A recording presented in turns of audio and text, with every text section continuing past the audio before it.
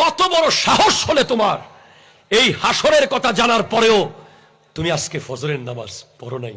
ওয়া আখরাজাতিল আরদু আসকালাহা, জমিন সমস্ত খনি বের করে দেবে, কিন্তু আপনি সেই খনির দিকে তাকাবেনই না। সবাই দৌড়াচ্ছে, সবাই দৌড়াচ্ছে, সবাই দৌড়াচ্ছে। কি একটা নাজারা হবে! এমন দৃশ্য কেমনে যুব সমাজ ভুলে রয়েছে? এমন ব্যাপারটাকে কিসে ভুলিয়ে ফেললো? বড় বড় পালোয়ান, লিডার, ক্যাডার, গ্যাংস্টার, পাওয়ারফুল, ডানে 5টা মোটরসাইকেল, বামে 5টা মোটরসাইকেল ছাড়া যিনি এলাকায় চলে নাই, যিনি এলাকায় পা রাখলে এলাকার মানুষ তরতর করে কেঁপেছে, উনি সেদিন বাতাসে উড়বে পতঙ্গের মতো, পোকার মতো উড়তে থাকবে। ঠিক কিনা কথা বলে? আল কারিআতু মাল কারিআহ ওয়া মা আদরাকা মাল কারিআহ ইয়াউমা ইয়াকুনুন নাসু কাল ফারাশিল মাবসুস। পতঙ্গ, আপনি এখন ধান কেটে গিয়ে যদি একটা বাতাস মারেন স্পিডে, দেখবেন অনেকগুলো পোকা উঠতেছে। এই যে বাতির সামনে অনেকগুলো পোকা উঠতেছে, আপনি কিয়ামতের দিন দেখবেন মানুষ পোকার মতো উড়বে। ওয়াতাকুনুল জিবালু কাল ইহনিল মানফুস, বড় বড় পাহাড় তুলার মতো উঠতে থাকবে, তুলার মতো উঠতে থাকবে। এভারেস্টের মতো পাহাড়, কেওকারাডেক পাহাড়, রাঙ্গামাটির পাহাড়, কত বড় বড় পাহাড়, নিচের দিকে তাকালে নিঃশ্বাস বন্ধ হয়ে যায় ভয়ে। এই পাহাড়গুলো সেদিন তুলার মতো উড়বে। আজকে স্বর্ণের দাম 2,09,000 টাকা। একটা স্বর্ণের বিস্কিট আনার জন্য কত ফন্দি, কত কঠিন, কত কিছু করে এয়ারপোর্ট ক্রস করতে হয়। অথচ সেদিন ওয়া আখরাজাতিল আরদু আসকালাহা, জমিন সমস্ত খনি বের করে দেবে, কিন্তু আপনি সেই খনির দিকে তাকাবেনই না। সবাই দৌড়াচ্ছে, সবাই দৌড়াচ্ছে, সবাই দৌড়াচ্ছে। কি একটা নাজারা হবে! এমন দৃশ্য কেমনে যুব সমাজ ভুলে রয়েছে? এমন ব্যাপারটাকে কিসে ভুলিয়ে ফেললো? কত বড় সাহস হলে তোমার এই হাসরের কথা জানার পরেও তুমি আজকে ফজরের নামাজ পড়ো নাই? কত বড় সাহস, কত বড় বুকের পাটা! তোমার বুক কি কাঁপে নাই? তোমার কলিজা কি গলে যায় নাই ভয়ে?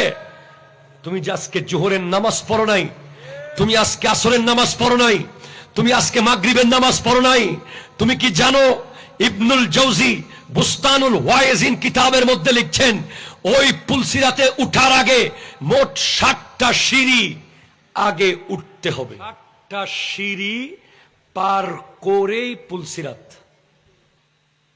7টা সিঁড়ির প্রথম সিঁড়িতে দাঁড়ানোর সাথে সাথে জিজ্ঞেস করা হবে গোটা জিন্দেগির নামাজের হিসাব। যেদিন থেকে বালেক হয়েছেন সেদিন থেকে সমস্ত নামাজের হিসাব। যদি সমস্ত নামাজের হিসাব দিতে পারেন তাহলে সেকেন্ড সিঁড়িতে যাবেন। সেকেন্ড সিঁড়ি হলো আত্মীয়তার হিসাব। কত রক্তের সম্পর্ক আজ, বছরকে বছর কোনো যোগাযোগ নাই। কিয়ামতের একটা ভয়ঙ্কর আলামত হচ্ছে মৌতুল ফুজাত, হঠাৎ মৃত্যু। কোনো রোগ বালাই নাই, কিছু নাই, এমনে হুট করে মরে গেছে, কোনো কারণ ছাড়া। ভালো ভালো হেঁটে গেছে, মারা গেছে, অফিসে গেছে, মারা গেছে, ব্যাংকে গেছে, মারা গেছে, চাকরিতে গেছে, মারা গেছে, হঠাৎ মৃত্যু। এই হঠাৎ মৃত্যুর প্রধান কারণ হলো আত্মীয়তার সম্পর্ক ছিন্ন করা। যারা আত্মীয় স্বজনের খবর নেয় না তারা হঠাৎ মারা যাবে। আর আপনি যদি প্রস্তুতি নিয়ে মরতে চান, যে আপনি বলে যাবেন, কালিমা পড়ে যাবেন, সবকিছু জানিয়ে দিয়ে যাবেন, আমার এটা তুই করে রাখিস, ওইটা তোরা দেখে রাখিস, এটা ওখানে এটা আছে, ওটা ওখানে ওটা আছে, এভাবে যদি বলে যেতে চান, তাড়াতাড়ি আত্মীয় স্বজনের বাড়িতে যান। খালার বাড়ির খবর নেন, ফুফুর বাড়ির খবর নেন, মামার বাড়ির খবর নেন। লা ইয়াদখুলুল জান্নাহ কাতিউর রহিম, যারা আত্মীয়তার সম্পর্ক ছিন্ন করেছে ওরা জান্নাতে প্রবেশ করবে না, করবে না, করবে না। সেকেন্ড সিঁড়িতে আত্মীয়তার খবর। আত্মীয়তাকে আল্লাহ একটা স্ট্রাকচার বানিয়ে দেবে। খুদ আত্মীয়তা জিনিসটা একটা বডি নিয়ে হাজির হবে। উনি বলবে, আল্লাহ যে আমাকে ছিন্ন করেছে তাকে তুমি ছিন্ন ভিন্ন করে জাহান্নামে ফেলে দাও। নাউজুবিল্লাহ। 3 নম্বর সিঁড়িতে উঠতে পারলে আহা ক্যাঙ্গুরু উঠিব খেরাই তো নদীর ইনায় ওয়াজ গরিব দেরি আয় তো মানুষ নদী হিদ্দি যাবে ফইলে সিঁড়ি ভারত তারিব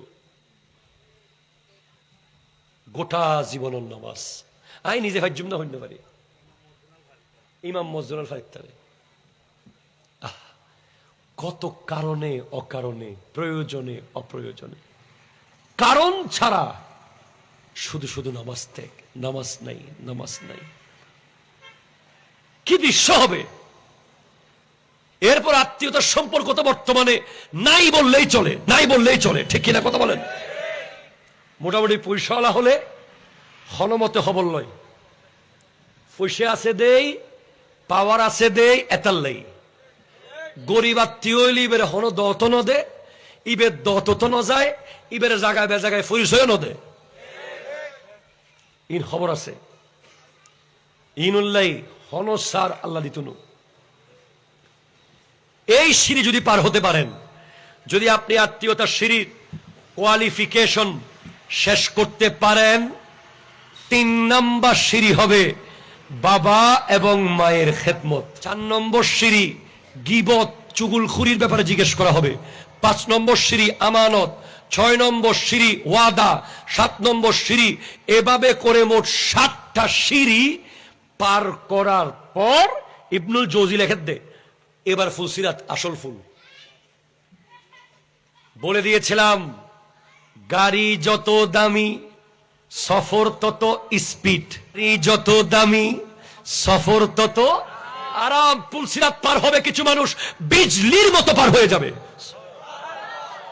বিজলির মতো জাস্ট পা রেখেছে ওই পারে জান্নাত কারা পার হবে বিজলির মতো জানেন কারা কি করলে হুজুর বলেন কি করলে আমি পুলসিরাত বিজলির মতো 1500 বছরের রাস্তা 500 বছর উপরের দিকে 500 বছর নিচের দিকে 500 বছর সোজা যেটা জাহান্নামের ফেরেশতা মালিক গেটের দারোয়ানের একটা চুলের ভ্রু এটা পুলসিরাত এটা বিশাল পুল হয়েছে এটার নিচে যেই জাহান্নাম জ্বলছে 3000 বছর ধরে জ্বলছে ওখান থেকে সুদীরা পড়ে যাবে কিভাবে সুদীরা প্রথমে পা দিয়ে হাঁটবে পা দিয়ে হাঁটার পর পা দুটুকরো হয়ে যাবে এরপরে ওরা তো সিঁড়ি থেকেই পড়ে যাবে প্রথমে পা দুটুকরো হবে এরপর সে হাতের উপর ভর করবে হাত দুটুকরো হয়ে যাবে এরপর পেটের উপর ভর করে চলবে পেট দুটুকরো হয়ে জাহান্নামে নিক্ষিপ্ত হবে আর বিজলির মতো কে পার হবে জানেন